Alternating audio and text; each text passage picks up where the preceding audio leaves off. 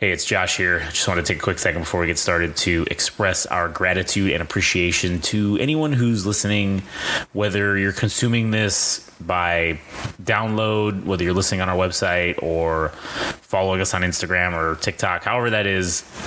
We thank you. Doing that lets us know, hey, that there's somebody out there. And as long as we're entertaining one person, then it just makes everything worth it. So on behalf of myself and everyone here at Game Rage, thank you. All right, now enjoy the show.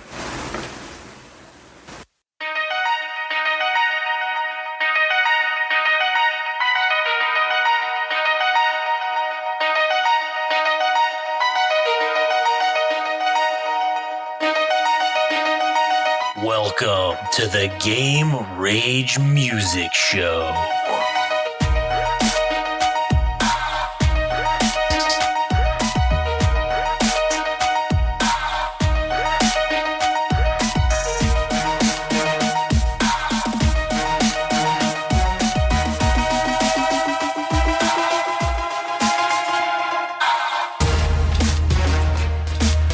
Okay, all right, here we are. We're back.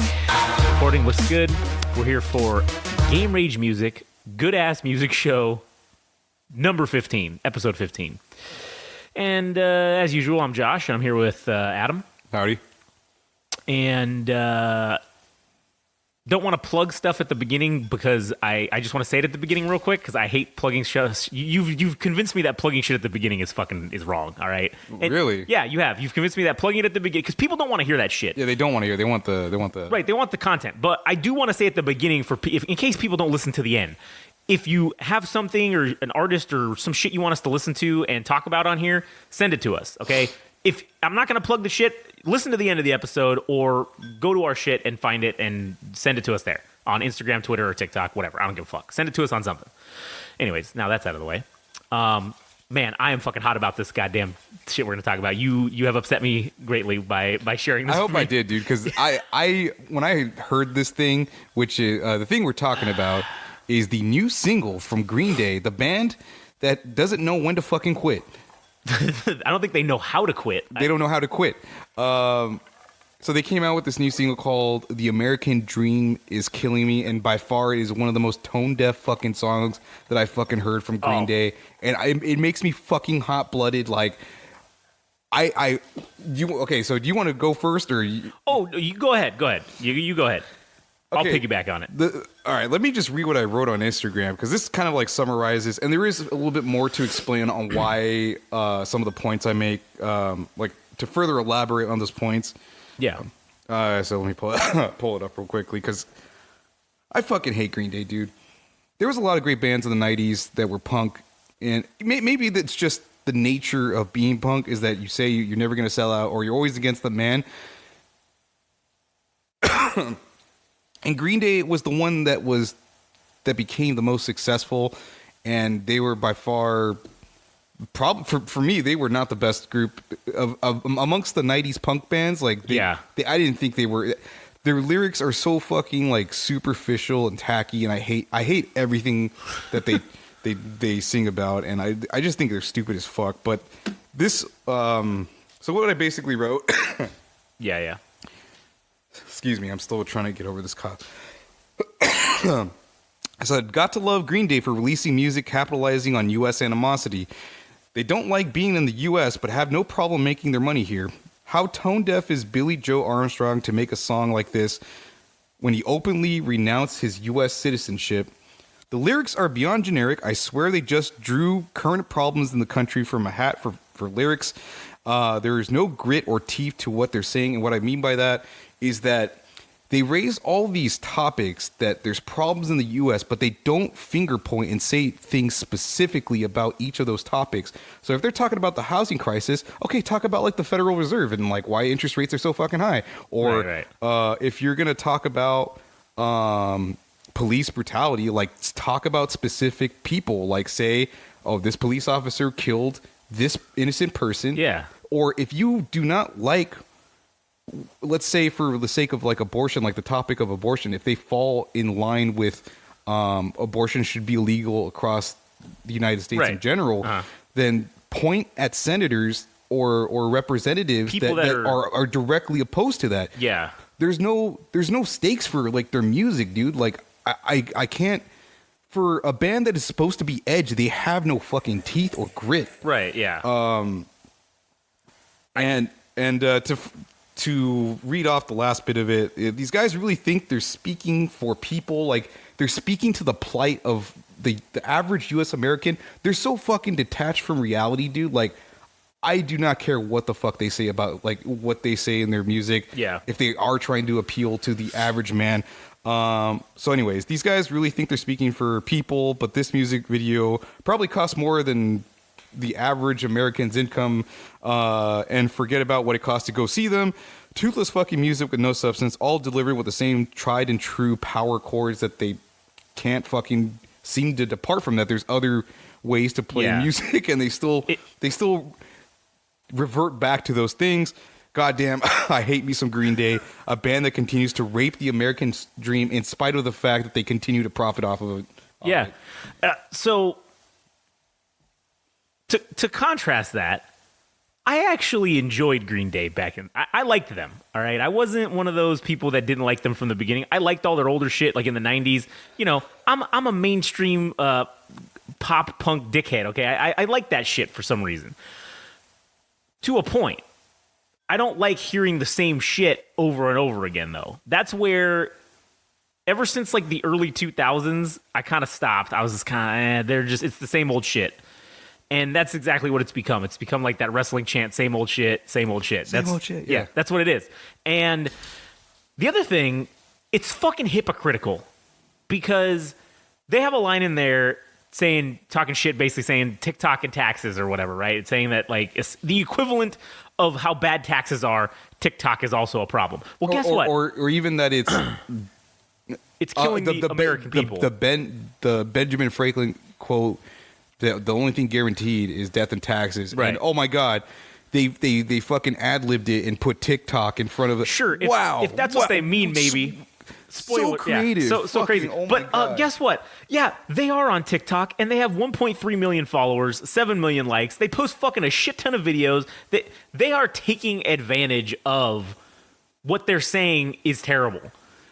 What the fuck, man? You can't sit there on one hand and talk shit about it and then also use it to benefit yourself.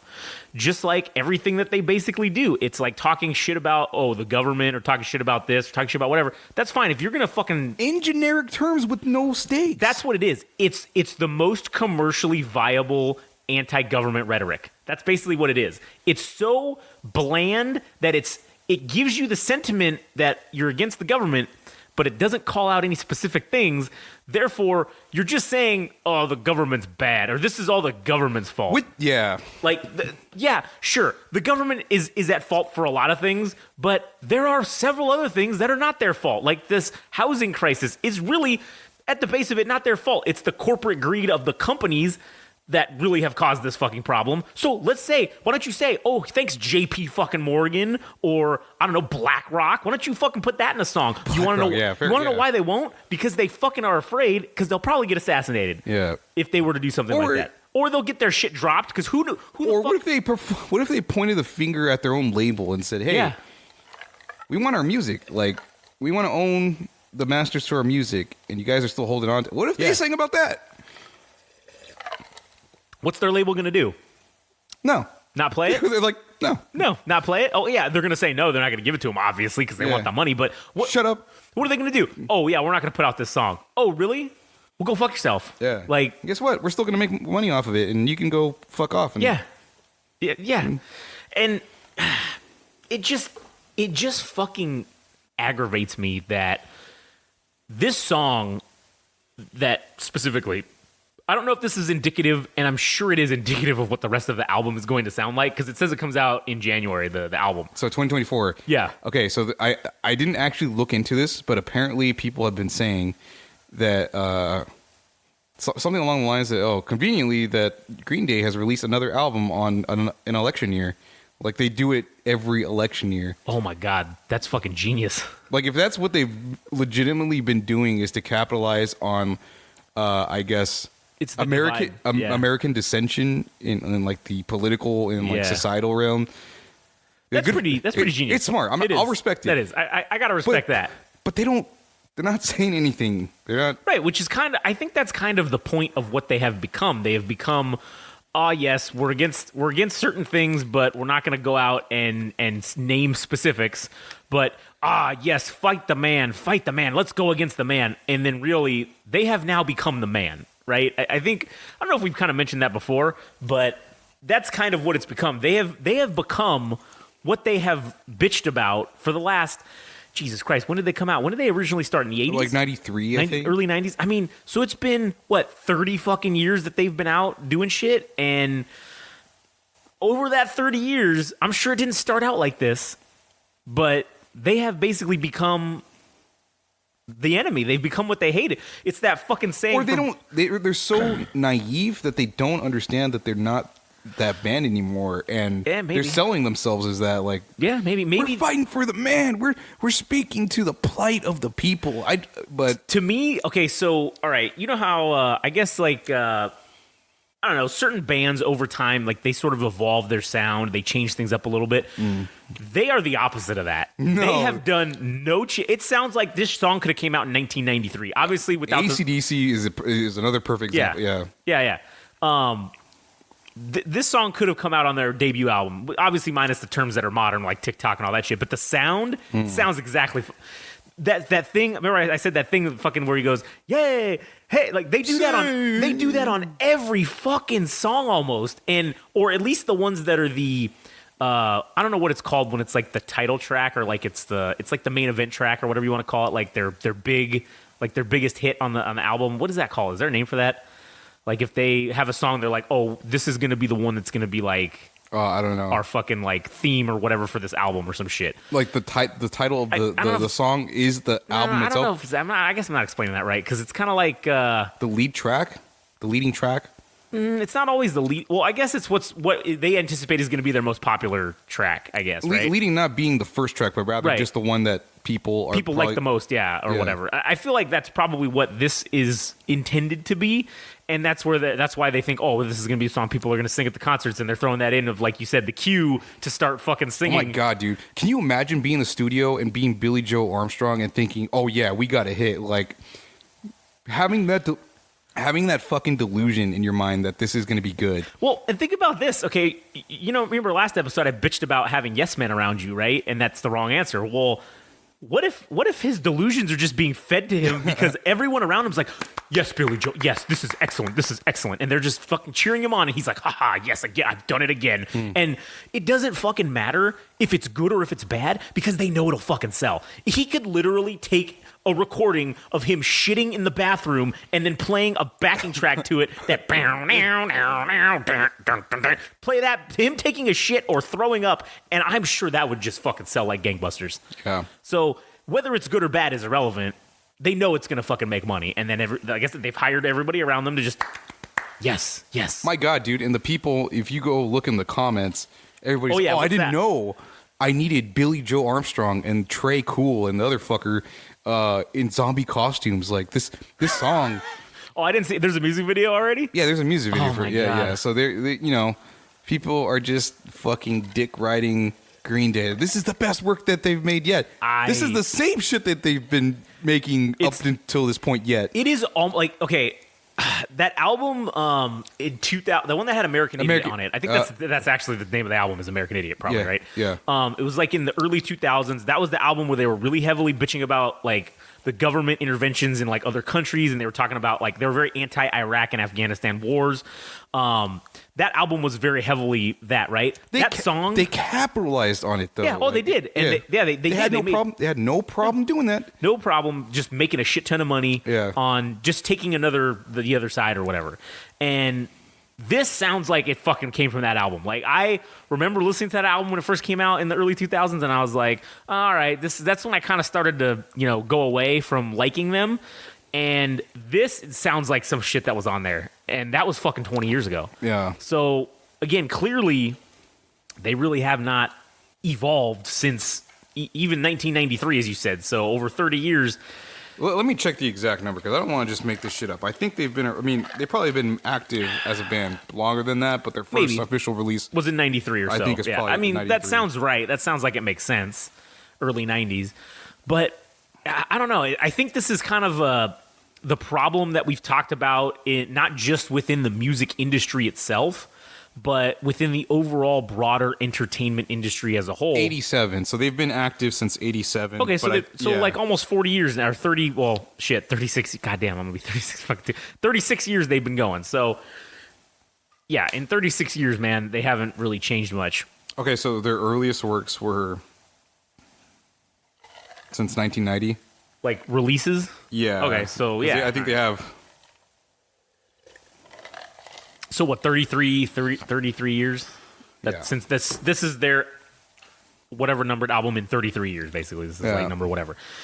But back to what I was saying, though, I think this is a broader indictment against the whole entertainment industry where everything it's either a sequel or it's a fucking reboot or whatever. This doesn't even have the decency to call itself a sequel or a reboot. It's just they're branding it as all new and everything. But no, it's the same fucking shit as what was on the last album. Yeah. And the album before that and the one before that, probably tracing it. You could probably trace those fucking 3 power chords all the way back to their original shit. And I'm sure there's something that has that same. I know for a fact that there's something that has that same exact fucking tune that they used here in this song. It has it. Maybe this one's tweaked a little bit, or it's just slightly different with maybe a little extra something added in. But man, I guarantee you that's fucking one of their original like melodies or whatever you want to call it that they fucking probably came up with. Yeah. That they've just recycled over and over again. Yeah, and the other thing that got me, dude, is the thing about like him openly saying that he renounces his U.S. citizenship. I get it, dude. This country's not fucking perfect. Yeah, sure. But it's better than a lot of fucking places in Yeah. other parts of the world, man. Like, Oh yeah. I mean, for people bashing on it, there seem to be a lot of fucking people that want to get here illegally. Yeah. Because that's how bad it is in That their own country. are willing to risk death Yeah. to come here to just be at the bottom level of society, all right? Because that's what a lot of people do when they come here. They become the bottom fringe of society. Yeah. And that is better than living in the fucking shithole country that they came from. And I'm not going to say the U.S. is perfect by any We're not, means. no. Like, I mean, there's obviously a disparity between Yes. the economic classes amongst ourselves. Right. And I think there's other countries that are doing it better than us, but it's pretty fucking good here, dude. Like Yeah. I think it's a lottery ticket to live here. Oh, absolutely. To have been born on this fucking patch of dirt. And for that dude to say that this country is fucked and I didn't get my way with this country or the way like I vote politically, therefore this thing is a lost cause and I'm gonna go move to the UK.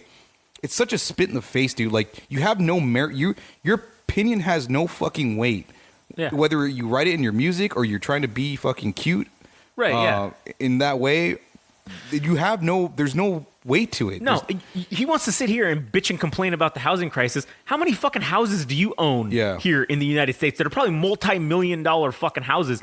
How many? He talks about in that song the fucking all the economic problems and shit.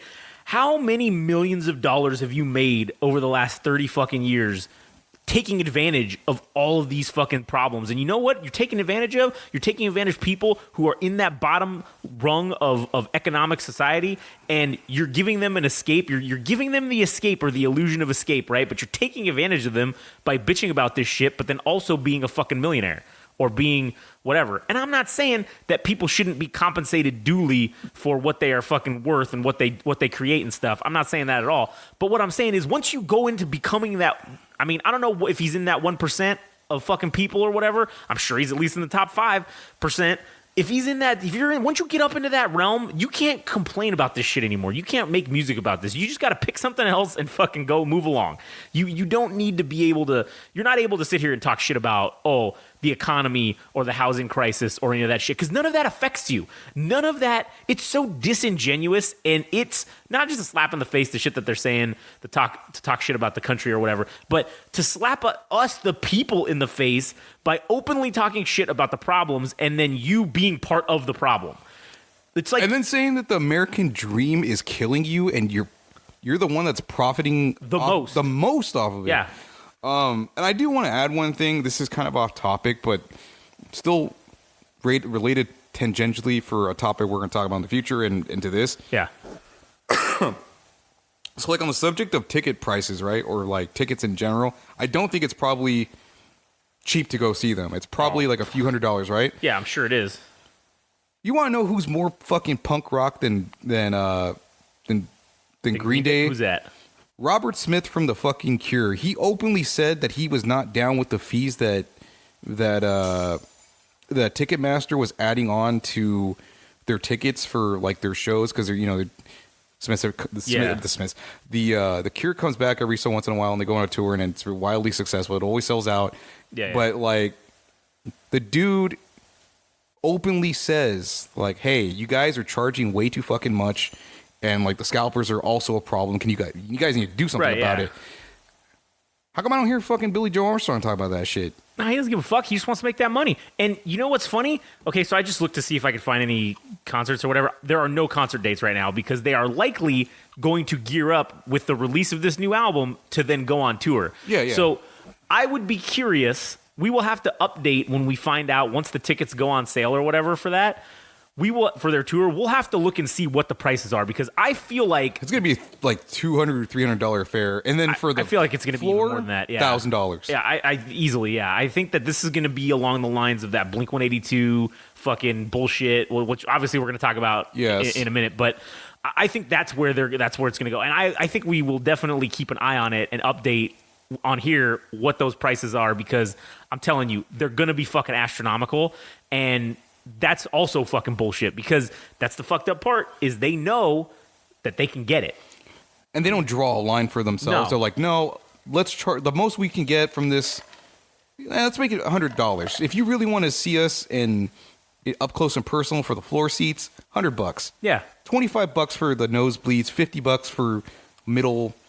It's not too bad. Like for a legacy act, and you still get your nut. And Christ, if you wanted to fucking frame it as you hate the government so much in this economic crisis, you could call it the economic relief fucking tour, and you could literally go around and just be like, "Hey, everybody, we are sorry that the government's fucking you, and we are gonna come and entertain you for a very fucking low price, affordable price." And you know what? To curb inflation. And you know what would be even better is if they said, "You know what? It's just gonna be a flat 25, a flat 50. We're gonna fucking cover the fees. Will be built in. Whatever the cost of the fees is. You tell the ticketing place, hey, guess what, bitch? You're just gonna charge $25, and whatever your little stupid fees are."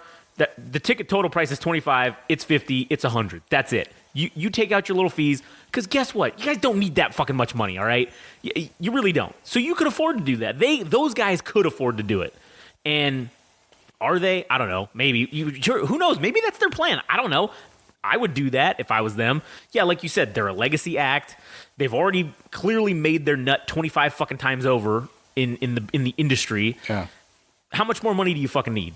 Help everybody out. Really do practice what you preach, I guess, right? That's the best way to put it. If you are pissed and you're so bad of this country that you're going to leave, guess what? I'll bet you they're going to tour here. I bet you're not, this is not just going to be a UK affair or a fucking Europe tour or a South Africa or I don't know where the fuck else they tour, but I guarantee you there'll be a shit ton of fucking dates here in America, and it would be curious to see when we see the ticket prices, we could probably extrapolate if they sold everything out, which I'm sure they probably will, how much that total revenue of what they would have made in the United States, how many millions of dollars that would have fucking been. Yeah. So, and that's not even counting the merch. That's not even counting all the other shit that people are going to buy there.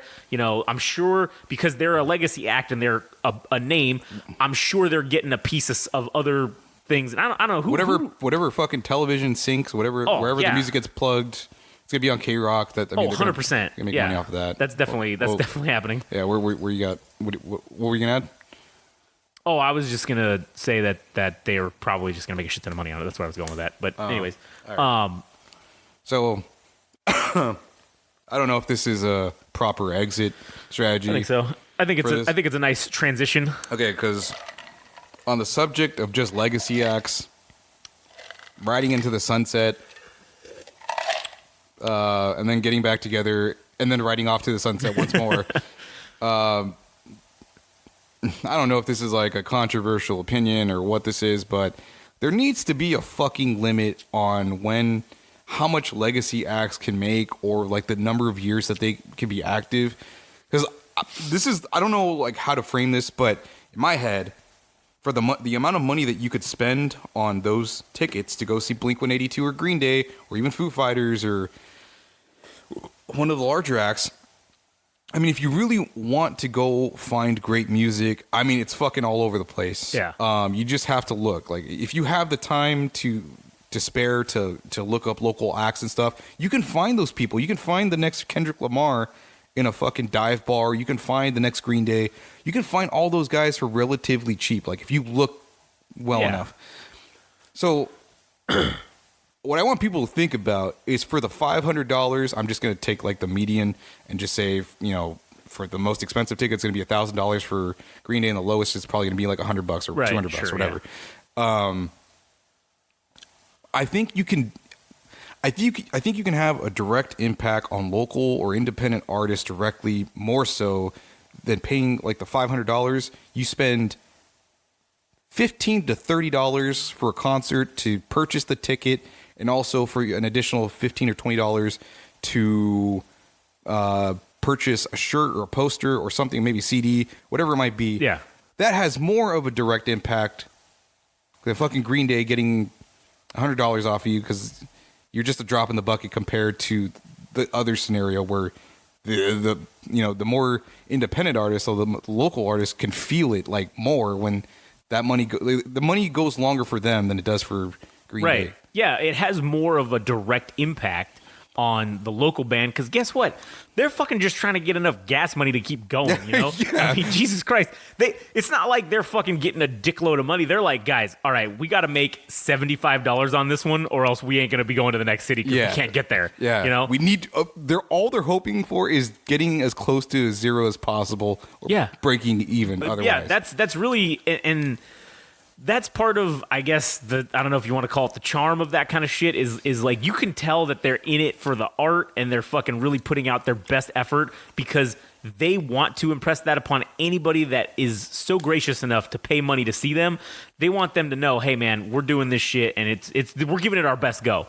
And really, I'm sure some of those legacy acts, I'm sure they start phoning it in a little bit at certain times, and I'm sure you're probably not getting, especially they're older, they're a lot of them are in their 50s and 60s now, so I don't think they can really give you the type of show that you are expecting to see. Dude, Guns N' Roses, perfect fucking example. Yeah, oh yeah. Axl Rose cannot deliver on his vocals like he could when he was 20. Right, exactly. Sounds completely fucking different. And are you getting what you pay for in that instance? I don't think so. No. I think you're getting fucked. But again, that's the whole thing is, like, I agree with you. I think there should be a line or a limit on how many times. Once you, like, retire, all right, cool, you can come back for one reunion or maybe you get one reunion album, one reunion tour, and then that's it. And that's if you guys just fucked up and you ran out of money now and you need to come back. Okay, all right.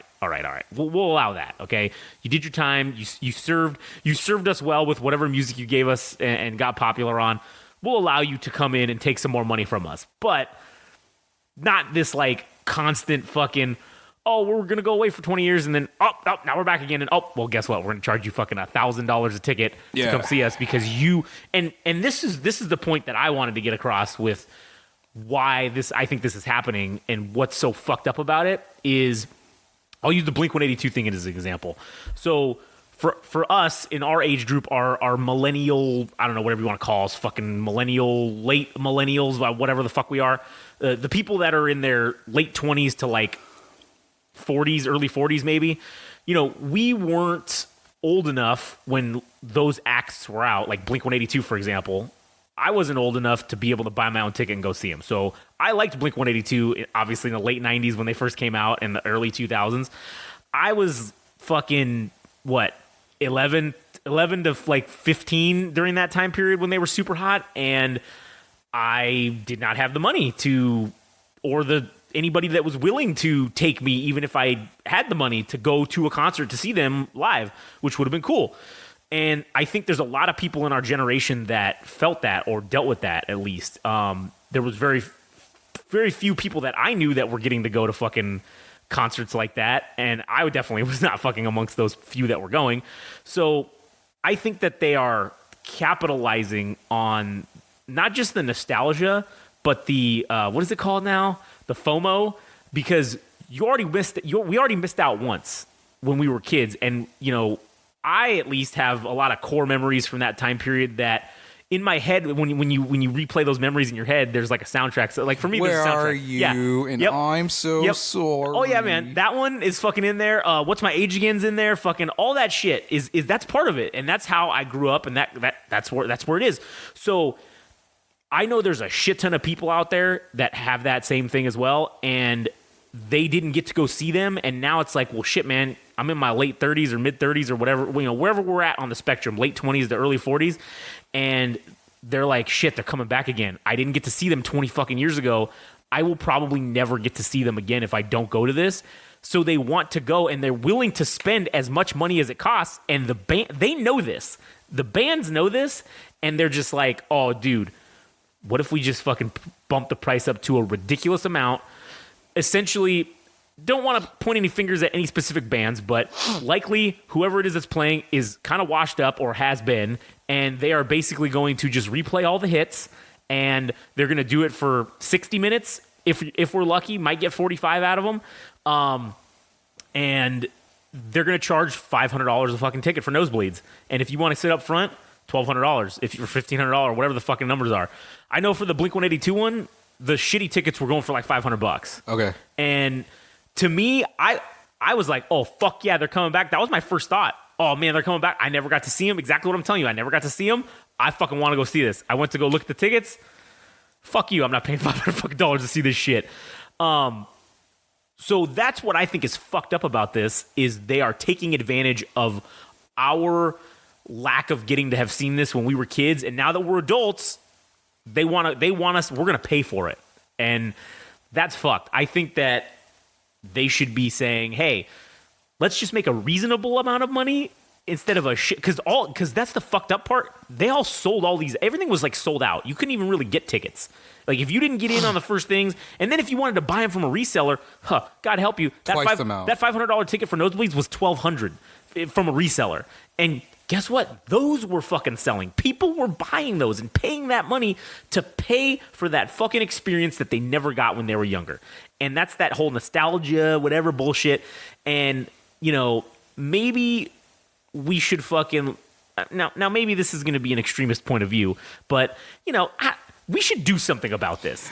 Like, Imagine what $1,200 can mean to 12 artists, dude. Yeah. $100 dedicated to a local band that you could spend $10 on the ticket. You could buy like 4 or 5 shirts, or you can buy 4 or 5 posters, and I'm sure that would go a hell of a long way compared to what Blink-182 is going to do with it. Paying just for the fucking ticket, dude. Yeah, that's Fuck just me in the ass, the dude. ticket. That's like a budget for music for like the whole fucking year. Yeah. Well, okay, if you paid $1,200, if you broke it down, you paid $1,200 for a fucking ticket. Christ, you could go to, for that $1,200, let's just say you spent $50 at a show. You could go to 24 fucking shows. You could go to basically one show every fucking other week for a whole year. And you would still have and spent $50. And God, if you were just being stingy and didn't want to buy any merch or anything like that, you could probably go to one show a week easily for that amount of money. You could go every fucking week, and actually, it'd probably come out to a little bit less if you were just buying the $10 or $15 ticket to go see a local band. And even that $10 or $15 is still going to go further. Dude, imagine if you fucking built a personal relationship with these guys. Oh, yeah. Like you talk to them on social media, which is basically things that I've done, is that I was really passionate about their music, and I've gotten to shows for free because of the fact that they're like, you guys, you supported me, all right? Well, come out here's for free. yours. Like here's me reciprocating or whatever. Yeah, like it could work out that way. I don't know, man. I'm lost why people would want to pay $500 for something that was cool 15, 20 years ago or whatever. Like, it had its time in the sun. Let it go. It's time for the new generation. The money that could be spent on like a ticket for this, it should be freed up for new bands, dude. It should be catered towards them, I think.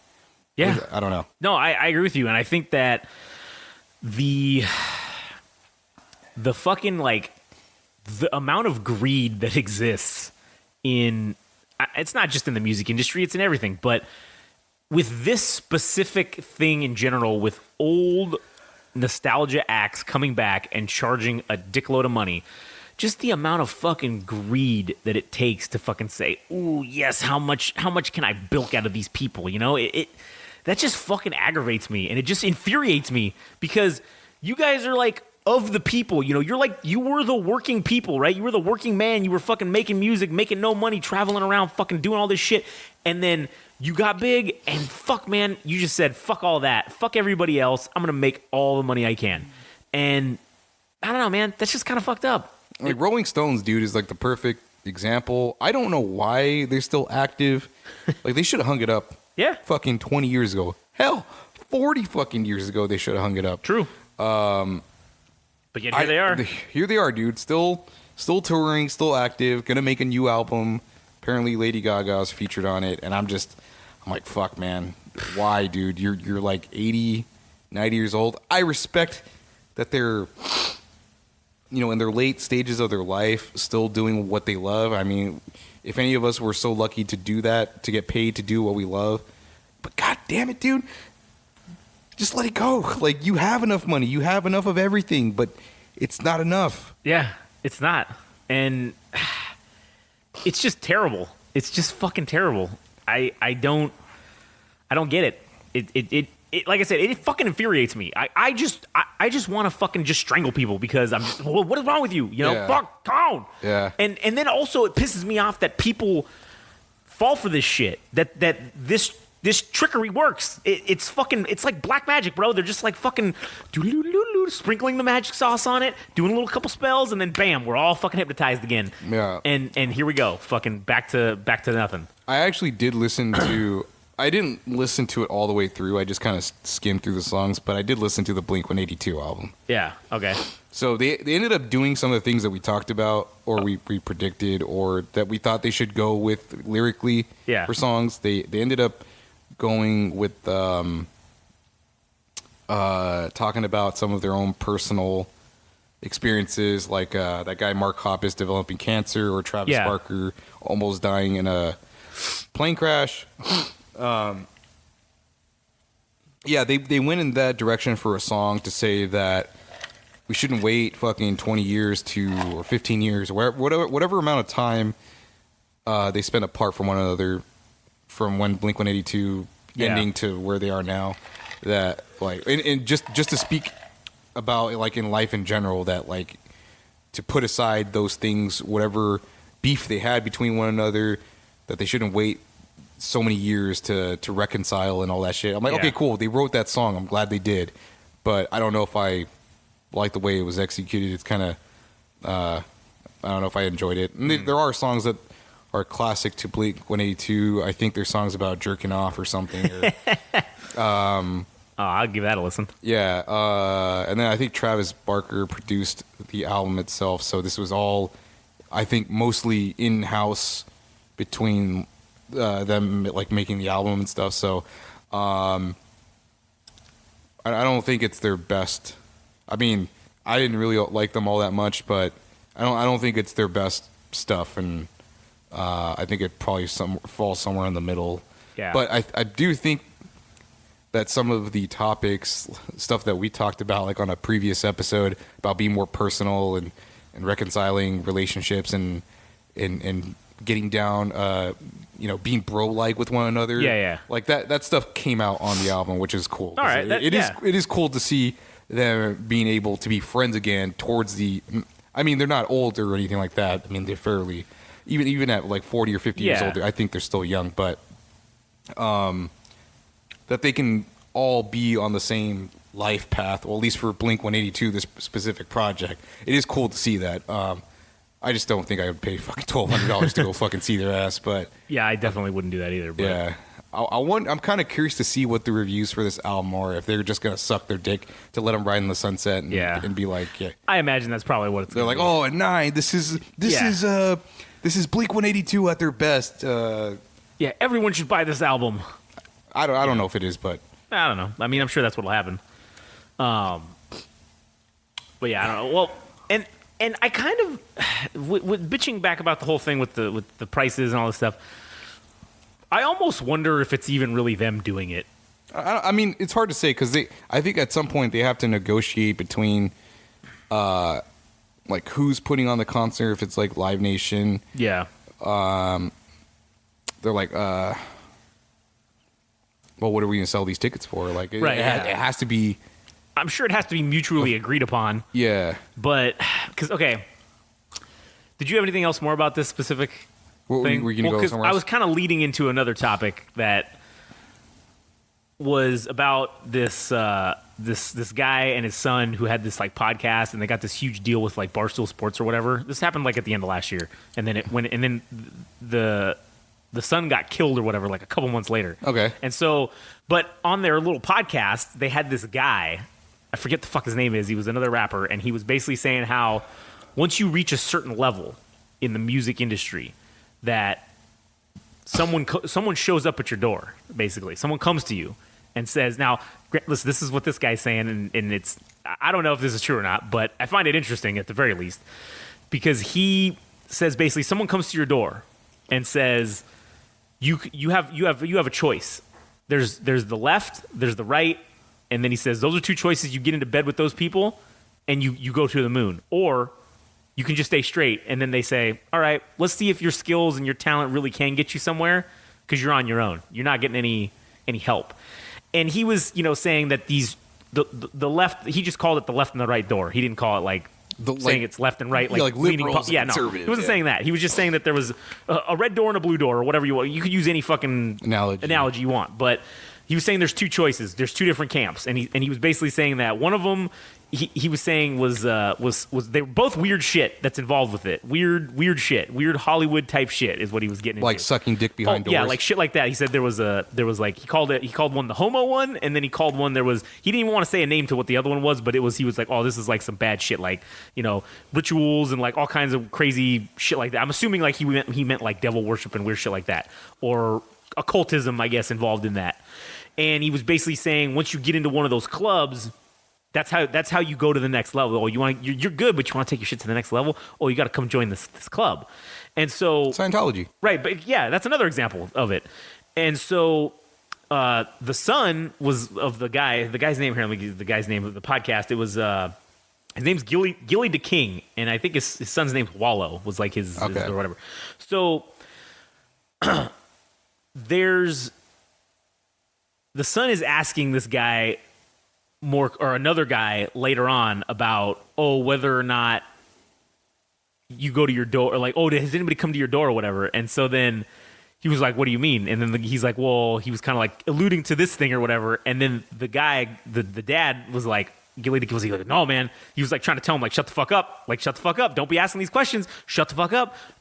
You better shut up. Don't ask these questions. And so the question never really got answered. But then shortly after that, they get this. The deal was allegedly $100 million from fucking Barstool Sports to be the exclusive home of whatever their fucking podcast was. Okay. And so I don't know what the details were, but that's the alleged number. I've seen something that said it was a lot less than that, but the majority of the places online say that the deal was $100 million. So I don't know if that's a fact or not, but it was a shit ton of money.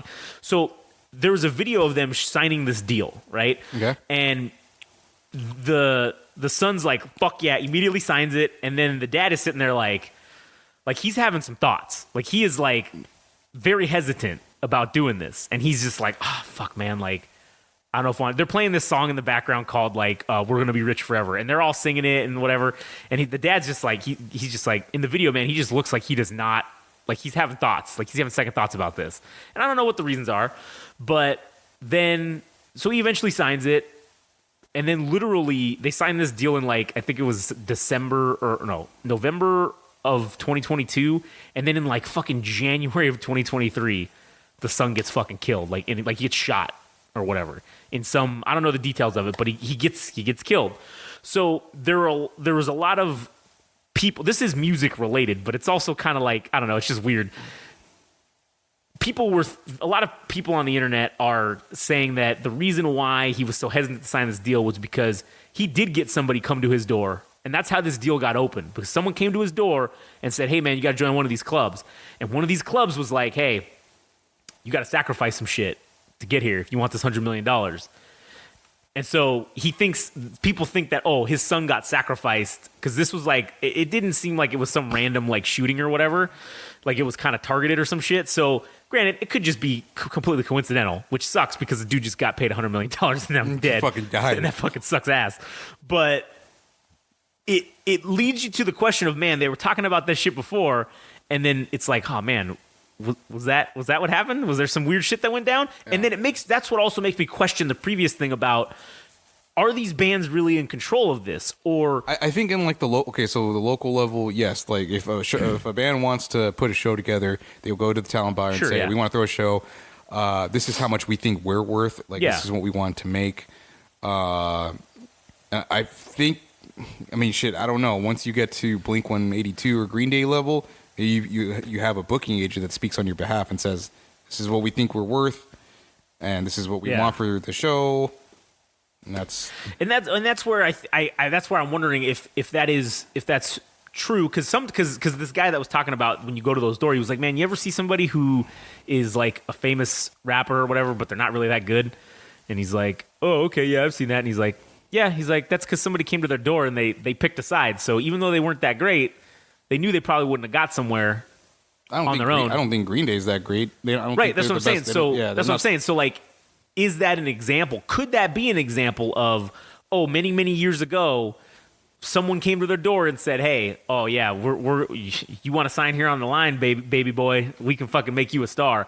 And then here they go, even though they're not that, maybe they're not that great, they get pumped up to all the machine gets behind them, and they are made to be famous, not kind of, and again, kind of piggybacking on some of the shit that we talked about before with things being scripted or things being Chocotine. Yeah, right. Things being the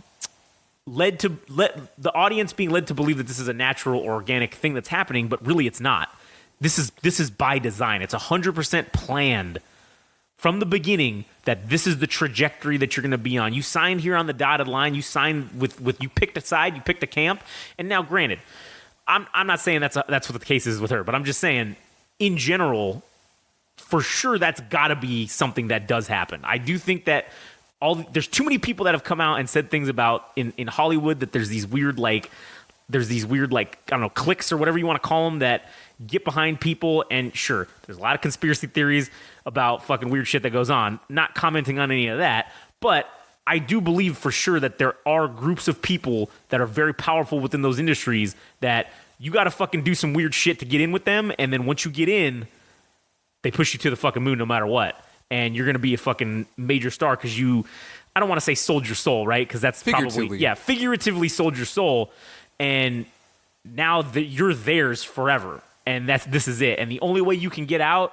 it's like joining a gang. Like any only way you get out is death. That's the only way you get out. Losing a finger or a body part. Right? Yeah, something happened. Like you got to fucking lose something. You got to give. You got to sacrifice something to get something, because you never fucking get any of this shit without there being a sacrifice, right? So I don't know. It's just fucking weird to think about that, and then it makes me wonder, like, well, are they even just like, they're like, fuck, man, we've got fucked for so long by the record company, man. This is our time to make a little bit of money and take advantage of people. I don't know. I'm sure that's the case. I mean, sometimes, or whatever it might be, but because there does become a time where artists decide to sell, like if they do have the masters through the catalog, that they'll end up selling it to like a publishing company so that they can have it and then they can make money off of it. Yeah. And they'll sell it for like $30 or $50 million, but for the amount of money, it's because they won't ever realize the full potential of their music, like the money that they could have made. Yeah. Maybe it was $1 billion in like 20 years, but they're getting $100 million right now. And that's retirement money. They don't have to do shit ever. They don't have to do shit ever. Yeah. And that's the kind of deals you make, is that you'll be set for life, but it's going to cost you. Yeah. It's going to cost you, $900 million basically. Yeah. You're not going to get to fully realize what your potential is, but we're going to give you what we think your value is right now. And you can live comfortably, but you're not the master of your own domain. True. Yeah, true. So I don't know. That's all the weird internet conspiracy theory I went down that was music related the other day. I saw like a Instagram reel or something that was related to that, and I was like, what the fuck is this? So then I just started looking into it, and I'm like, oh man, this is fucking weird. There are some weird fucking coincidences going on here. Maybe it's something, maybe it's nothing. I don't know. Yeah. But it definitely makes you think. and it definitely gets your brain turning as to how this shit actually fucking works and how it's basically designed to keep, like we talked about last episode, it's designed to gatekeep and keep everyone out unless you want to fucking sign here and here, let's record you sucking this dick real quick and then fucking here you We go. got blackmail on you. Yeah, and and we now own you for life. Yeah, and we know that you're gonna do whatever the fuck we tell you to do. Dude, think about this, man. If AI generated art, if you can take the portrait of somebody and just say that they had sex with X person. Oh, yeah. Even though it's not technically true, but it's so lifelike and uncanny that nobody could tell the difference. Like that's gonna be a real trippy future too. Oh yeah, because then they'll just show up at your door with a video of you doing some weird shit, and you're like, "What the fuck, man? I never did that." Well, Doesn't try matter. explaining that to the rest of the world. Doesn't matter. When we It put this doesn't out on matter, yeah. YouTube, fucking, and it just slips past the censors because we own that shit. You know? All right, there's one last thing. Yeah. All right. I wanted to Here. go over. Since we're on the subject of bands taking stances or the lack thereof with Green Day. Yeah. So I know we're all fucking tired of talking about the Israel-Hamas situation, Yeah. but some people, some artists, have decided to put their flag in the ground or plant their feet in the ground and take a firm stance on this shit. Yeah. And man, I'm over it, man. I'm not asking you. I mean, as a fan of music, Yeah. as a fan of artists, I'm not fucking asking you to take a stance that if you don't, I'm not holding you for ransom to say if you don't side with Israel, if you don't side with fucking Palestine, that you're a piece of shit. Yeah. You're never gonna fucking support your music again. I don't think anybody's asking them to do this thing. Yeah. And they're doing it anyways because who the fuck knows? Or why do you think artists are doing that? You know, I think it's like an aspect of virtue signaling. They're doing what they think is going to Benefit them? Yeah, by picking whichever side. Now, it's really. I also too am fucking getting tired of this, and I'm getting tired of the people doing it. But then I'm also additionally getting tired of the consequences for picking a side. Right? I don't care what side you're on or whatever the case is. Neither do I. And I don't think that even if you pick a side, if you want to go out and pick a side, I don't think you should fucking lose your job over it. I don't think you should fucking get kicked out of fucking school. I don't think you should. Isn't that the opposite of kind of how we operate here in at least our country in the United States, where we have the freedom to say things. We have the freedom of speech to go out and be able to say. That's what makes music possible. The freedom to speak and to criticize the government and to talk shit about things and to give your opinions through song. That's what makes it really work. That's what makes it go around. Because if you could only talk about 3 topics, all the music would suck. It would be terrible. Dude, it'd sound like that fucking Russian guy from like the 60s. The la la the la la la la la Yeah. la la. Yeah. It'd be all fucking that all the that. time. Yeah, all that. And that's because of communism. You couldn't say shit. So while I don't give a fuck what the artists think, I do think that they should be able to say whatever the fuck they want, and there shouldn't be any repercussions as long as they're not out there. Sure, yes, I understand going out and inciting violence. Sure, maybe that's one thing. Yes, the freedom of speech doesn't extend to yelling. What is it? Yelling fire in a crowded theater. Okay, you can't do that shit. But as long as you're not doing that, if you're just saying, hey, you support Palestine or you support Israel, that shouldn't cost you your fucking job. It shouldn't fucking. Sure, if people don't like that and they don't want to listen to you, okay, well, you're taking a risk by saying this. And even like, I mean, shit.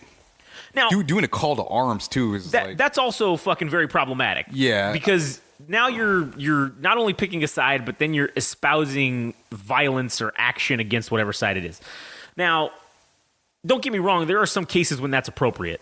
But because of this specific issue, it's very divisive. I think anybody should just shut the fuck up. If you're an artist, then you should just shut up and just fucking let this one go. Or yeah, like just let it go because it's too fucking hot. Like it's too hot. It's Yeah. nuclear, Yeah, man. it Like is. if you put yourself on it, man. Yeah. Like if you inject yourself into it, man, you become radioactive, and Yeah. you're gonna get heat. Like heat, as in the the hate or the fucking like, discontent from everybody. Yeah, that's gonna come for you too. So I don't even think it's fucking worth. Like if you don't fucking understand the entire spectrum or the history all sides. Like, dude, you can't possibly fucking understand what it's like unless you're fucking in it.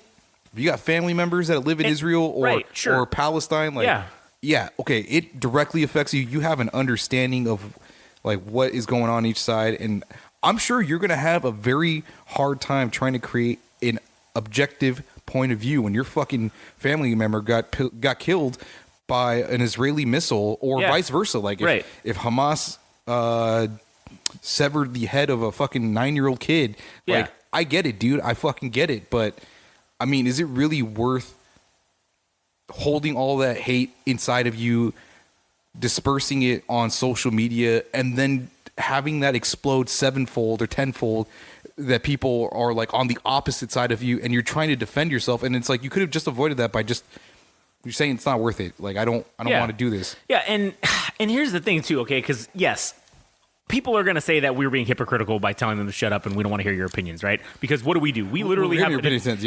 But that's the difference. Our thing that we do is literally talk about our opinions. That's it. That's all we do. All right. Well, I mean, additional things, but that's the main thing we do is talk about our fucking opinions. People listen to us, obviously, because they want to hear what the fuck our opinions are. Good, bad, or indifferent. They just want to hear what our opinions are.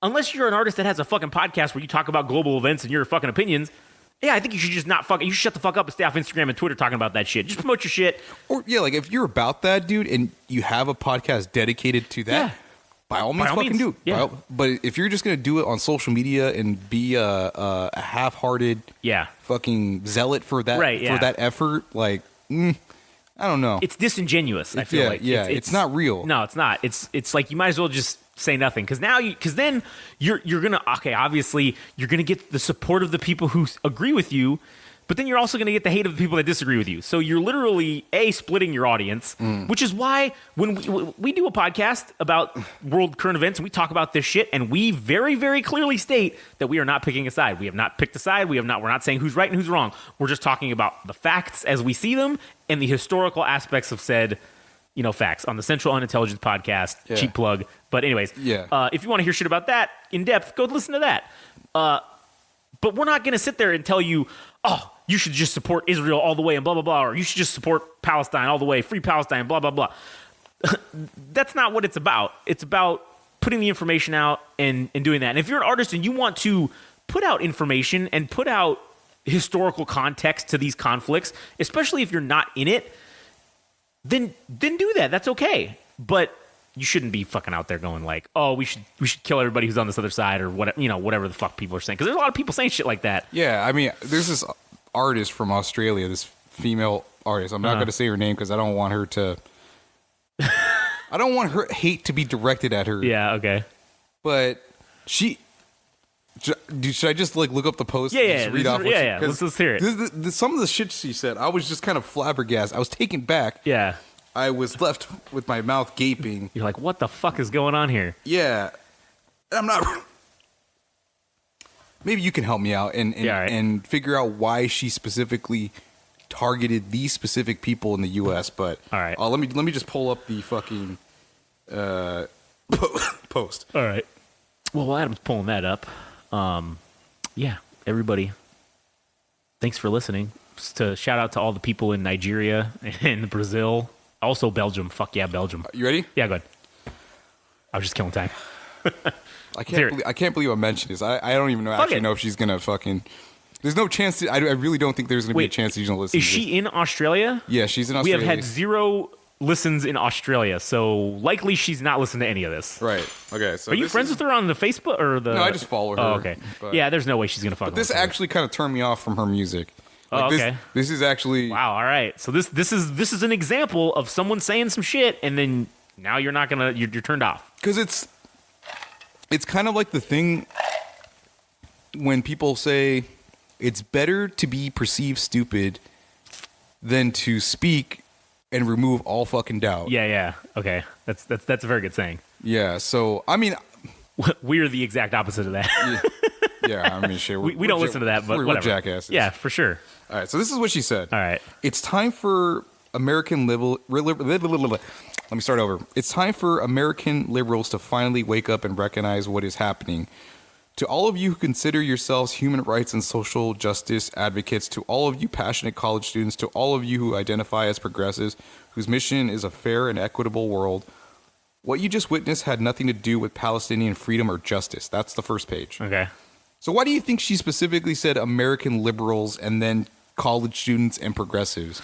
Well, I think that's because they're obviously Americans throughout the rest of the world are generally hated. So we're an easy target to, if you want to stir up and get support, if you say shit about Americans and you're in another country, you're going to probably automatically get support because people hate us generally throughout the rest of the world. I think that's probably why targeting that. And also, we're the most vocal. I really think we are the most vocal when it comes to any issue, not just this one specifically, but Americans have a very, and the reason why I think we're the most vocal is because we have the freedom of speech to say things and be vocal about shit. And I think we're also equally as stupid. That's true. Yes, that too. Because we talk and before we think. Right, correct. We because we have such freedom, we abuse it and fucking, say things before thinking. And, I.e. Twitter. yeah, absolutely. Yeah, definitely. The bloody massacre you just witnessed is called a pogrom. Is that the correct word? Pogrom? Yeah, I think it is. Or pogrom? Pogrom. I think it's Pogrom. I don't speak Arabic, so I can't, or whatever. Okay, I can't really. and has been perpetrated upon Jewish peoples for centuries. What you witnessed was a highly coordinated extermination of Jewish life. There is no political excuse or justification for this. That's page 2. Yeah. Skipping quickly past sympathy for the Israeli victims and moving right along to discussing the plight of the Palestinians is exactly the kind of response Hamas is aiming for. I think that is fucking... I think that's wrong to say that the plight of the Palestinians is exactly the kind of... Palestinians are fucking people too, man. Like, they're not... I don't think they're homogenous with one another. They're like, she's pigeonholing this group of, like... Right. What could be refugees or some shit with Hamas. Like, yeah, you're saying all Palestinians are Hamas is basically Yeah. what it sounds like that you're alluding to. Like they're all terrorists. Every Yeah. single person who lives in the area that is known as Palestine is a fucking terrorist. Yeah. That's what it sounds like. Great, that's going to be fucking chopped into the Game Rage Music podcast said all people who live in Palestine are terrorists. Like, yeah. All right, to continue. They want their butchering of Jews to be rationalized, justified, and sanitized. They want the resulting global spike in hate crimes against Jews to be ignored. And that's exactly what people have been doing. End of the page. yeah, The only appropriate response to this pogrom is to call it what it is and condemn it. We can no longer allow murderous evil to masquerade as freedom fighting. If your response is yes, but you need to take a moment to ask yourself why the indiscriminate killing of civilians is defensible to you in this one and only. So it rules for me, or rules for thee, but not for me. Yep. Yeah, exactly. I fucking hate that. It's hypocrisy at its finest. Rules for thee, none for me. Just real quick to just give context to the word pogrom, because I thought I had said that it was I don't speak Arabic, so I don't know what that means. But it's not actually an Arabic word. It's German? It's a Russian word. Russian, okay. And it means essentially it's a violent riot incited with the aim of massacring or expelling an ethnic group or religious group, particularly Jews. So it's specifically a massacre of Jews for the most part is what that word is. But it's a Russian word, so it's not like that's an Arabic term or a Jewish term. That's a separate term that somehow. And how is it pronounced? I don't know that I can't. It's hard to. It's hard to say. It just looks like it's pogrom. Is there like a triangle or like a carrot on top? For like the No, there's actually nothing. It's just pogrom, like Pogrom. whatever. So I don't know. Maybe that's pogrom or whatever, Pogrom. yeah. I don't know. Fuck. All right, so I'll have Hamas- to ask a Russian. Anyways, Hamas is a terrorist organization whose very existence is predicated upon murder and oppression. Nobody's going to argue against that. Like, I think they made that very clear with their efforts, like of how this all fucking started. right. And not just of Jews, by the way. You who are reading this would also be gleefully dragged naked through the streets, raped, tortured, or killed for your blasphemy. Hamas are not freedom fighters. They're an extremist religious death cult. The only appropriate response to their sanity is a unilateral rejection of barbarism and mass murder as a political and religious tool. You must finally understand that this isn't their response. This isn't their response to anything. This is just the plan. It always has been the plan. They are mass murderers with no moral case whatsoever. It's time for you, my liberal friends. I don't understand why she's specifically targeting that group of people. You who have enjoyed the luxury of armchair Middle East activism. I largely don't care for the Middle. I mean, I'm an exception, or rather, I'm only speaking for myself anecdotally. You who have enjoyed the luxury of armchair Middle East activism from the distance and safety of your American homes. You're doing the exact same thing by living in Australia and giving your opinion without actually intervening in physical violence. Yeah. To recognize and condemn when you see it. If Hamas were on our soil, it would be your grandmother getting kidnapped. It would be your wife getting raped. It would be your babies being orphaned. It's time to stand up. There's 3 more of these, but I'll try to be as quickly as possible. Yeah, no, take your time. Listen, right. We got plenty of time. All right. When I was growing up, the Holocaust was still recent enough that we all knew survivors and were educated about the horrors of Nazi genocide. A third of my family was exterminated today. Today, Holocaust awareness is so low that its very existence is up for debate. That is the outrageous backdrop of this conversation. I would largely disagree that is not true. We are frequently reminded of the Holocaust, like here in the U.S. In fact, I've gotten advertisements like throughout the year about nonprofit organizations that are specifically for hate against Jews or like to prevent anti-Semitism. Yeah, rather. right. Yeah, so I think that is dubious. true. Dubious indeed. Yeah, dude. I mean, fuck. There's so many other genocides that haven't been mentioned, but the Holocaust is not the one. Right. The most well-known Nazi pogrom was Kristallnacht, or the Night of Broken Glass, when Nazis burned thousands of Jewish businesses and synagogues, then rounded them up to be taken to concentration camps. This slaughter by Hamas resulted in 10 times more deaths. 10 fucking times. Wrote that in all caps. Yeah. Don't hide behind your complicated feelings about the Israeli government. There are thousands of Israelis and Jews who have been tirelessly protesting in the streets against the Netanyahu regime for years. They got murdered too. This isn't about a political stance. It's about standing up to extremist evil. To those of you who think of yourselves as allies, now's the time to speak up. Your Jewish friends need you. All right, so that was a call to arms, by the way. Definitely it was. So I'm inferring this from the way she was speaking, but just to clarify, I'm assuming she's Jewish? Yes. Okay. So that is also the problem with this issue, is if you are Jewish or Muslim, you are going to have an ideological reaction to this specific thing happening, because that's at the root of this whole thing. It's ideology. It's Jewish versus Islam. That's kind of that's oversimplification. Judaism, yeah. Yeah, it's Judaism versus Islam. So that's an oversimplification, but if you really break it down, that's what this whole issue is about.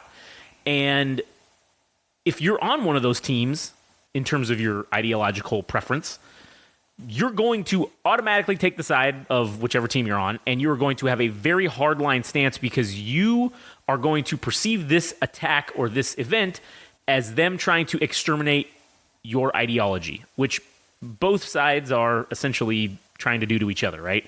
So whichever side you're on, you're gonna assume the worst, that it's gonna be that's this horrible, which it's just what she's kind of talking about. And the worst part is like the part when she was talking about the Holocaust, and it's not even that's just wrong. The Holocaust is for sure talked about, and not negate, that's not the right word, not to diminish the Holocaust, because that was fucked up, but there have been worse genocides throughout history, and even sooner than the Holocaust happened. I don't want to say that there's worse. Well, worse in terms of lives lost, okay? So are we going to talk about like Russians? The Russian communists, the Purge, that was like 20 million people. The Mao's, the Chinese one was like 70 million people. Now, that's more in terms, but it's not saying which one's worse than the other, right? But it's just saying that in terms of lives cost, I bet you there's a shit ton of people that don't fucking know about either of those two things, but they could tell you what the Holocaust is.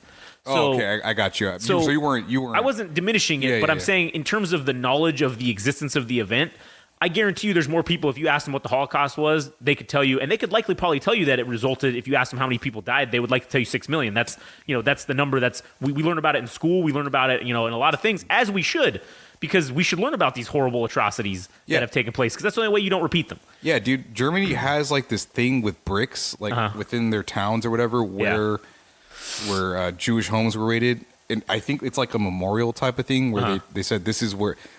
So when you walk those steps, man, you're like, you walk with it with like a heavy conscience, like, oh shit, this is the price. This is what humanity has done to other human beings. Like, for the Germans to do that to the Jewish people, like, and you read those bricks and you're like, oh fuck. I imagine it's the same feeling when you go to the fucking Holocaust, or not the Holocaust, but rather Auschwitz or one of those encampments that you like, when you're in there, you like, I'm sure you get fucking goosebumps because it's like, I can't believe we did this to each other. Yeah. And I think here as Americans too, we have a not better understanding, but a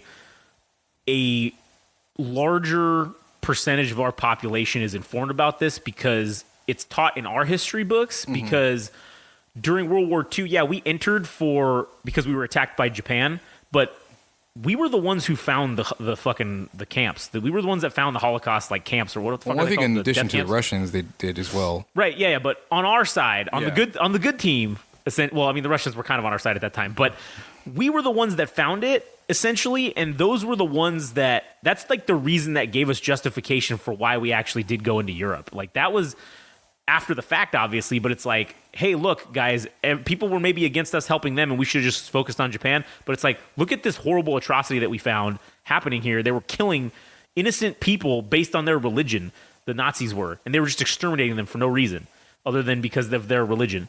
Look at what we found. It's a goddamn good thing we intervened in this war, because who knows if this would have ever been found or if this would have ever been stopped if we wouldn't have intervened.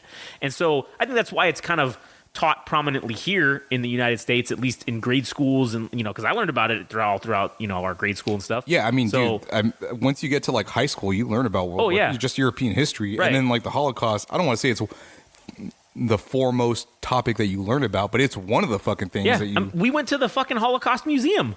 And man, talk about a fucking experience. That's a fucking goddamn experience right there. Yeah. If you've never been and you are in Southern California, you should definitely go. I don't know if there's any other ones, but there's one in Southern California in LA. You should definitely fucking go check it out. Yeah, Museum of Tolerance. Yeah, it is a fucking it is a goddamn experience. Yeah. And it's definitely, it makes you appreciate how shit can go fucking horribly awry. And it makes you just, again, learn from the mistakes, or else we're doomed to repeat them. Yeah. And anyways, but back to this person saying all this shit. Yeah. It's just, I get it. It's blind. Like it's blinded by their fucking what they believe or what their experience is or what their family experience is. Like they tie all that amalgamation of things that they and let's use just so we don't pigeonhole Jewish and Islam followers. Let's just take an example of like a Christian, like something with Christianity, right? If you have the Roman Catholic Church going against Vikings, okay, and they're fucking taking them out. They're Norse pantheon people, okay. They're killing each other over religion and not wanting to convert to whatever. If you're on one side or the other, you are going to be wearing the ideological blindfold to where you cannot actually provide an objective opinion on what's happening, because you are blinded by what's happening to you or how it's affecting you specifically. So, granted, I don't think that anyone should be silenced, but when you're looking at the talk of the spread of disinformation, this fake news bullshit, right? That's kind of how some of this gets started, is because people have such a hard reaction and a visceral reaction to this stuff happening because they are on one side or the other, and it personally affects them because of, they're this religion or they're that religion. And so should they be saying these things? Because some of that stuff in there was not technically correct. And it's like, should you be spreading that information around? Probably not. But to you, it's 100% correct because this is how you feel. So you can't give an objective opinion on it because you're not objective. So It's too close to home. it is. And that's what sucks is because I don't think that they should be silenced, but I also don't think they should be going around and spreading information that's not technically accurate. One of the things that's really big in the Twitter space is that there's people that are on both sides of those things that I hear about when I listen to these things, and you can clearly tell who's on which side because of the way that they talk shit to each other, and they say basically, oh, well, no, your thing is wrong because I'm this person and I am here and I see it from this perspective, so that means you're wrong. Well, that's not true because they see the same thing and they've concluded something completely different with similar information or information that they heard, but their perspective changed it. And that's what kind of altered the information, I guess, one way or the other. It altered it in one direction as opposed to altering it the other direction. So it's a very slippery slope. That's what it is. And again, artists should probably just shut up. They should probably just keep their fucking mouths shut. Or if you are gonna give an opinion, get ready for the fucking rain of hellfire of retaliation. Yeah. Like, Or of opinions or being assaulted verbally. I mean, yeah. in text form or whatever. Sure, yeah, because you're going to get the hate from the opposite side for sure. Yeah. And it's funny because even though it's not really has to do with anything, there was a sign that I saw somebody holding the other day. It said reproductive rights equal free Palestine, and I was like, what the fuck does that have to do with? What do those two things have to do with each other? Like, absolutely nothing. Like, what do you mean? And then another thing that just to point out real quick about how that she was incorrect about, she's addressing the liberal friends, right? Well, I can tell you right now that the right-wing conservative politicians in the United States, they are the greatest ally of Israel. Oh yeah, they are evangelicals, dude. They're fucking. They are down for the fucking cause. They want the world to end. If you want someone to fucking support you in saying that you shouldn't look to liberals to support you in supporting the Jewish plight in Israel, you should look to the right-wing fucking neoconservatives because they are the ones that without a doubt will support Israel no matter what. It is Israel, almost Israel first, right? And that's where that's wrong because you're trying to convince the people because again, most liberals likely support the other side. And I know that there's liberals on both sides of that camp of the Jewish or the Muslim. They're liberals. Then there's right-wing Jewish and Muslim individuals. So it's weird to see how it's like that dichotomy of, oh man, you're going after this one group trying to fire them up. I don't fucking get it. But really, you're barking up the wrong tree. You should be saying, hey, MAGA people, where you at? Because we need to get some shit together so we can fuck up these Palestinians. That's what you should be saying. I don't know. And in grand scheme, Yeah. again, she's entitled to her opinion Yeah, or absolutely. what she believes. 100%. We're just commenting. And again, I'm not speaking for or against like either fucking Palestine or Correct, Israel. yeah. That- We're history not- is going to fucking decide. Yeah, that. history will fully decide that, and likely it will be whoever wins that conflict, because as we know, that's the history. The winners write the history book. So Yeah. There's a bit of irony when she's talking about like the displacement, or I don't know if she directly said displacement of Jews, but Yeah. like we understand the Holocaust took people out of their homes and threw yeah. them in encampments, right? yeah, Okay. How about all the people on the Gaza Strip, fucking 2 million people, they're going to be sent down to Egypt, being displaced with potentially no possible return, like in sights in the future. Is there no irony in that? And also, guess what? The Egyptians also don't want them. Yeah. So they're going to be sent to essentially a hostile area that doesn't want them there. And is there no irony? There is 100. That's so ironic. It's the most ironic thing I've heard today. And of all the people that should understand like mercy and treating people like fairly or anything, like you would think it'd be the fucking Jewish people that went through the Holocaust that they would show mercy and say, all right, we got to figure out, okay, maybe we're not going to bomb the fuck out of Palestine itself. Maybe we're not going to send ground force troops or whatever to eliminate Hamas or whatever, or they're going to find the means to do it like ethically, as opposed to just a complete onslaught, just fucking leveling of the fucking area. Yeah, like it would. You think it'd be these people that would figure that out and say, you know what? I know we suffered like 100, or maybe it was 1,000. How many people have actually died from like the bombings that Hamas did, or the attack? I don't know. I think it's like somewhere around. Is it 1,000? It's over 1,000. I think is the Okay. official number for sure.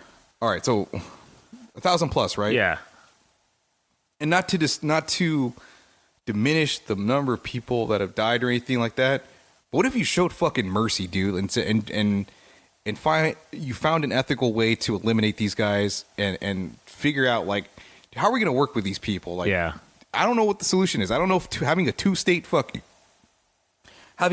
solution is the fucking answer, but goddamn, man, I really think like there's got to be some soul searching within like the Israelis to really like Yeah. look at themselves and say, hey, we're becoming the fucking thing that we despised, Yeah. that we experienced 70, 80 years ago.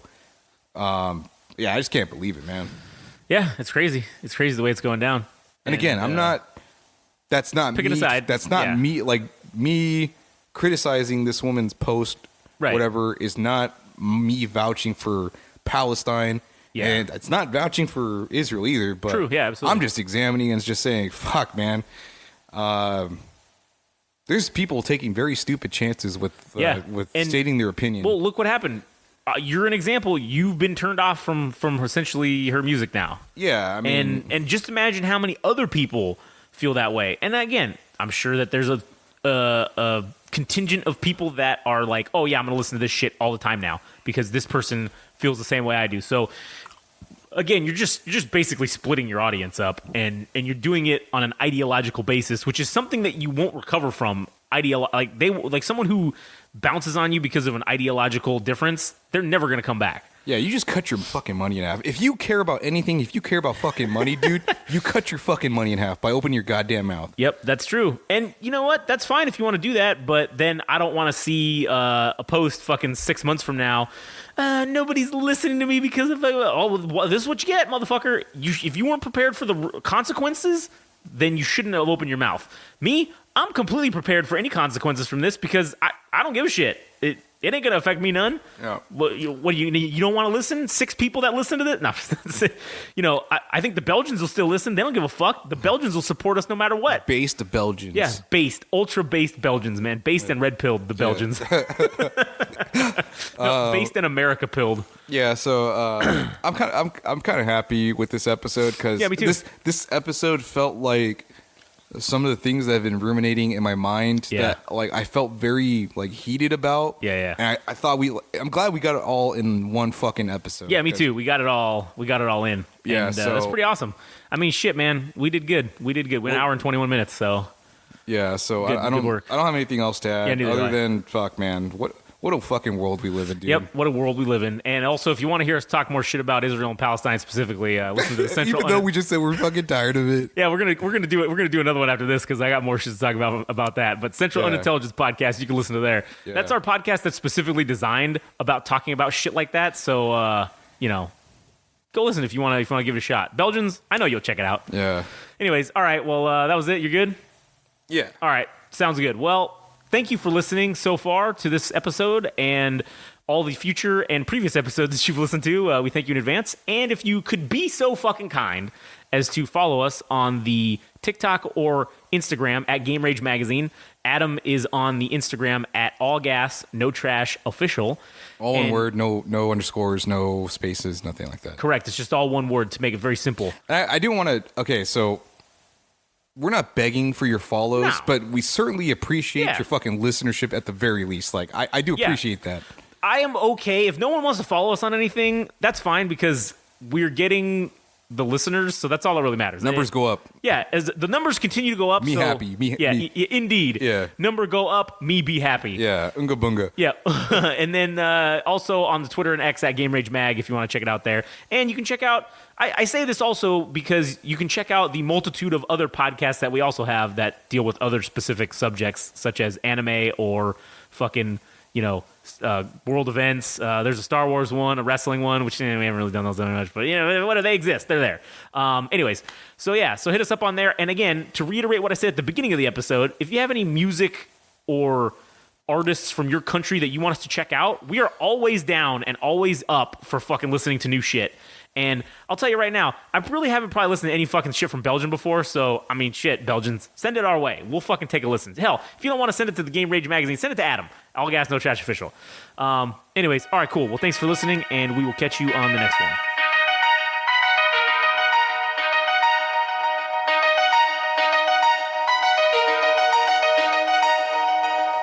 That was the Game Rage Music Show. Thanks for listening.